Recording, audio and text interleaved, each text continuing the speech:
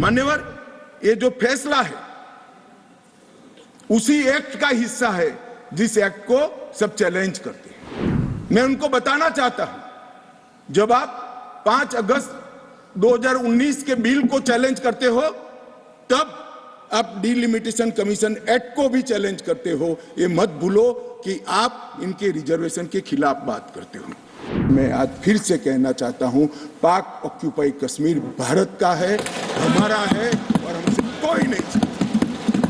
आप मुझे लिखिए, कश्मीर सरकार को लिखिए, किसी भी विज्ञ के बगैर आपका रजिस्ट्रेशन कर दिया जाएगा।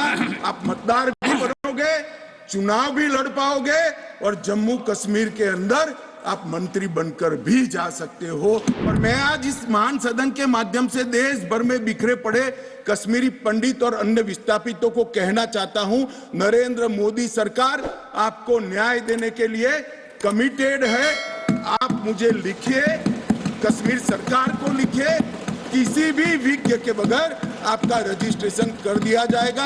आप मतदार भी बनोगे, चुनाव भी लड़ पाओगे और जम्मू कश्मीर के अंदर आप मंत्री बनकर भी जा सकते हो। आपको पूरा मान्यवर, 3 युद्ध भी हुए। 1947 में और 48 में युद्ध हुआ। 31,779 परिवार आज के पाकिस्तान अधिकृत कश्मीर से शरण लेकर भारत में आए। इनमें से 26,319 परिवार तत्कालीन जम्मू कश्मीर राज्य में बसे और शेष 5,460 परिवार अन्य भागों में बसे। दूसरा युद्ध हुआ 65 और 71 का, और छम्ब और नियाबत क्षेत्र से लगभग 10,065 परिवार विस्थापित हुए। 3500 परिवार 65 के युद्ध में हुए और इतने ही करीब 71 के युद्ध में हुए। अब तक 47, 65 और 71 के युद्धों में लगभग 41,844 परिवार विस्थापित हुए हैं। उनको भी भारत सरकार ने ढेर सारी चिंता करी है, मैं आगे बताता हूं। मगर ये बिल जो है मान्यवर, 3 सीटें, 2 जम्मू कश्मीर से विस्थापित परिवारों के लिए और 1 सीट पाक ऑक्यूपाई कश्मीर से विस्थापित आए हुए कश्मीरी भाइयों के लिए रिजर्व करने का काम नरेंद्र मोदी जी ने बहुत मन के साथ, चाव के साथ और संवेदना के साथ किया। मान्यवर, ये जो फैसला है उसी एक्ट का हिस्सा है जिस एक्ट को सब चैलेंज करते हैं। मैं उनको बताना चाहता हूं, जब आप 5 अगस्त 2019 के बिल को चैलेंज करते हो, तब आप डिलिमिटेशन कमीशन एक्ट को भी चैलेंज करते हो। ये मत भूलो कि आप इनके रिजर्वेशन के खिलाफ बात करते हो। मान्यवर, डिलिमिटेशन कमीशन ने गंभीरता से विचार करने के बाद समुदायों का प्रतिनिधित्व नॉमिनेशन द्वारा कराने की सिफारिश की है। और मान्यवर, जम्मू कश्मीर प्रशासन ने, जो आज स्वाभाविक है राष्ट्रपति शासन है, उसने भी अपना अभिप्राय डिलिमिटेशन कमीशन को दिया था।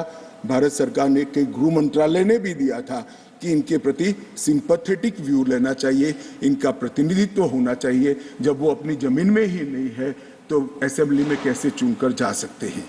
मान्यवर, और ये आदेश उन्होंने प्रकाशित किया था, जिसको आज कानूनी जामा पहनाकर मैं ये बिल को लेकर उपस्थित हुआ हूँ। मान्यवर, ये जो डिलिमिटेशन कमीशन ने और भी कई फैसले किए हैं। मैं जरा सदन के सामने पूर्व की स्थिति और अभी की स्थिति बताना चाहता हूं। पूर्व में जम्मू में सिर्फ 37 सीट थी, 37 सीट थी। अब नए डिलिमिटेशन कमीशन ने 37 से बढ़ाकर 43 सीट जम्मू क्षेत्र में बनाने का काम। मान्यवर, कश्मीर में 46 सीट थी, 46 सीटें थी। अब 46 की जगह 47 सीटें, 47 सीटें बनाने का काम। इस तरह से जम्मू और कश्मीर दोनों को मिलाकर 83 सीटें थी। लद्दाख की सीटें निकाल दी है क्योंकि वहां यूटी बन चुकी।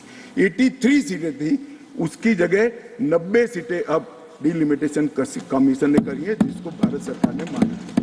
और पाक ऑक्यूपाई कश्मीर की 24 सीटों को आरक्षित रखा गया है, क्योंकि हम अभी भी मानते हैं, कोई जिसको जो बोलना है वो बोले, इस सदन में बोला हुआ शब्द इतिहास बनता है। मैं आज फिर से कहना चाहता हूं, पाक ऑक्यूपाई कश्मीर भारत का है, हमारा है और हमसे कोई नहीं चाहता। मान्यवर, हमने 24 सीटें पाक ऑक्यूपाई कश्मीर के लिए सुनिश्चित की है।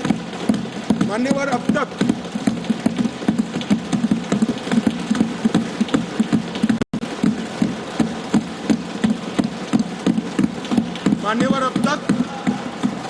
SC ST की सीटों में बड़ी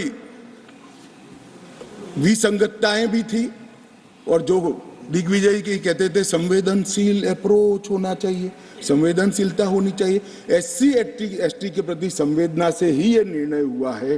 पहले जो 7 सीटें थी SC की, उसको हमने बरकरार रखा, और ST की सीट 0 थी, क्योंकि धारा 377 परमिट नहीं करती थी, अब परमिट करती है। 9 सीटों को रिजर्व कर